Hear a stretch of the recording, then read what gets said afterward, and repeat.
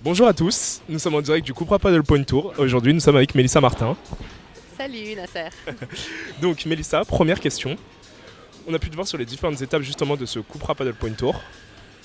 Quel est ton rôle justement auprès de cette organisation? Qu'est-ce qui rend cette organisation aussi spéciale, on va dire? Qu'est-ce qui la différencie des autres circuits? Alors mon rôle, moi je travaille avec la société d'événementiel qui est engagée par Paddle Point et Cupra pour organiser le tour, donc Well Done. Et j'aide à l'organisation surtout sportive, je conseille beaucoup et je suis beaucoup sur les animations, parce que je suis un peu l'experte paddle de l'équipe on va dire. Et donc j'assiste pour les animations, s'il y a des exhibitions et des cliniques, j'aide aussi. Et l'objectif de ce tour, c'est un peu déjà de surfer sur la vague du paddle. Effectivement, c'est de faire connaître Paddle Point et Cupra, mais eux, leur objectif, c'est de faire du paddle ce qu'il est, c'est-à-dire quelque chose de fun et de convivial. En marge de ce Cupra Paddle Point Tour, bien entendu, tu as aussi ta carrière de joueuse. Qu'est-ce que tu peux nous dire à l'heure actuelle? Quelles sont tes actualités? Quels sont les potentiellement, je vais même changer ma question, quels sont tes tournois que tu comptes ajouter entre guillemets à ton programme durant les 2 ou 3 prochains mois tout simplement? Alors oui, effectivement, je joue à côté. C'est vrai que j'ai repris il n'y a pas très longtemps, j'ai repris au P2000 de Paddle Horizon. Et donc j'ai eu beaucoup de travail et peu de temps pour faire des tournois. Mais là, je reprends petit à petit et j'ai vraiment envie d'en faire beaucoup plus. Et là, on a une grosse pause de P2000, parce que le prochain, c'est aux Pyramides au mois de septembre. Mais j'ai l'intention de faire les tournois qui se présentent. Donc l'APT, qui sera au Portugal prochainement, que je jouerai sûrement avec Wendy. Et le World Paddle Tour de Toulouse, avec qui on a demandé une wildcard avec Amélie, donc ma partenaire en France. Et donc voilà, je verrai pour faire le plus d'APT, World Paddle Tour possible en fonction de mes disponibilités, mais j'ai envie de jouer en tout cas. Tu as un peu anticipé une de mes questions, j'allais te demander qu'on a pu te voir avec notamment Amélie de Trivière, pour ceux qui ne le savent pas. Est-ce qu'on peut considérer du coup que c'est ta compagne sur le circuit français sur l'année 2022 et est-ce qu'on pourrait potentiellement vous voir ensemble durant les championnats de France? Oui, c'est même sûr. Alors c'est même sûr, on en a discuté déjà avec Amélie en fin d'année dernière. En fait, elle qui s'est séparée de Maï, qui a mis un peu de côté le circuit français. Et c'est vrai qu'en fait avec Amélie, on a toujours joué ensemble en équipe de France. Ça a été un peu ma partenaire attitrée en équipe de France et on s'est toujours très bien entendu. Et on n'a jamais eu l'occasion de vraiment jouer le circuit français ensemble et donc on s'est lancé. On séparait tous les deux de nos partenaires et on s'éclate. Et oui, on sera ensemble au championnat de France. On est qualifié d'ailleurs d'office, donc on ne fait pas les régionaux. Et on fera le plus de tournois possible en France, voire du coup on espère avoir la wildcard, voire pas de tour de Toulouse et quelques tournois internationaux quand elle le pourra, quoi. Justement, le circuit international, je voulais revenir dessus avec toi.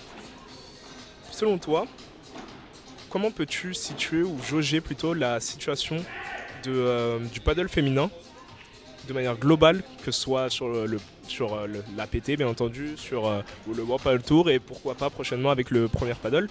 Toi, comment tu vois l'évolution du paddle féminin? Est-ce que tu penses qu'il devrait entre guillemets un peu se marginaliser et prendre ses responsabilités et vraiment de venir s'imposer et dire on est là nous aussi, ou entre guillemets continuer de se battre un peu avec les différents circuits?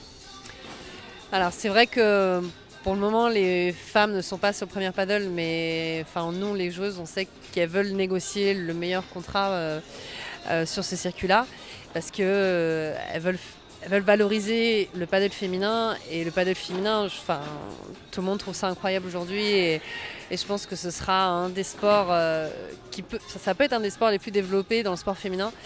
Et surtout par rapport au sport amateur, parce que finalement le paddle féminin se rapproche beaucoup du paddle masculin amateur en France et les gens se reconnaissent beaucoup dedans et donc ils prennent beaucoup de plaisir à regarder et je pense que les femmes et les joueuses ont cette vraie arme de se dire nous aussi les gens ils veulent nous regarder, donc il n'y a pas de raison pour qu'on puisse être légitime et se battre pour avoir les mêmes droits que les hommes. Dernière question du coup, Mélissa. L'équipe de France, Est-ce qu'on peut se retrouver à te voir durant les championnats du monde en tant que pionnière de l'équipe? Pionnière, carrément. Alors je pense que les pionnières, c'est plutôt Alix et Léa, ça c'est sûr. Une pionnière bien installée. En tout cas, moi j'ai toujours adoré jouer en équipe de France et bon, qui n'adore pas jouer pour la France.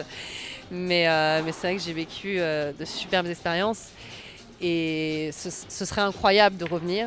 Voilà, c'est vrai que les derniers championnats du monde, je les ai pas faits parce que j'étais pas ni en condition ni avec les résultats pour en fin d'année dernière.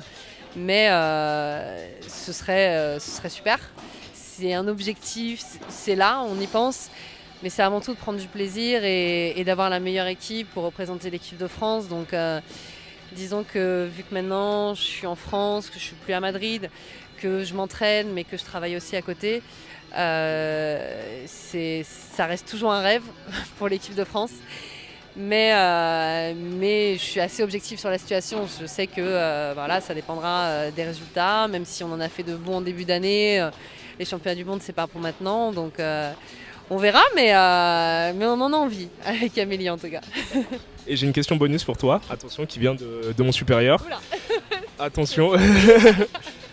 Franck Binissi m'a demandé, écoutez bien, est-ce que c'est lui qui a pu t'inspirer durant ta dernière victoire, notamment durant le P2000? Alors, il aime le dire et le répéter. C'est vrai qu'on a fait une partie pas très longtemps avant le P2000, le P2000 à Perpignan. Pour le coup, j'avais joué aussi la veille à Central Paddle avec Joseph à Perpignan. Mais alors, je ne sais pas si inspiration c'est le terme exact qu'il faudrait employer pour définir Francky. On va dire que Padel Magazine fait tellement pour le padel que on peut dédicacer les victoires et le padel à Francky. mais ça nous arrive de jouer ensemble effectivement en pyramide. Mais lui il joue plus trop en ce moment. Donc inspiré avec un dos pour le moment qui fonctionne pas trop, le pauvre.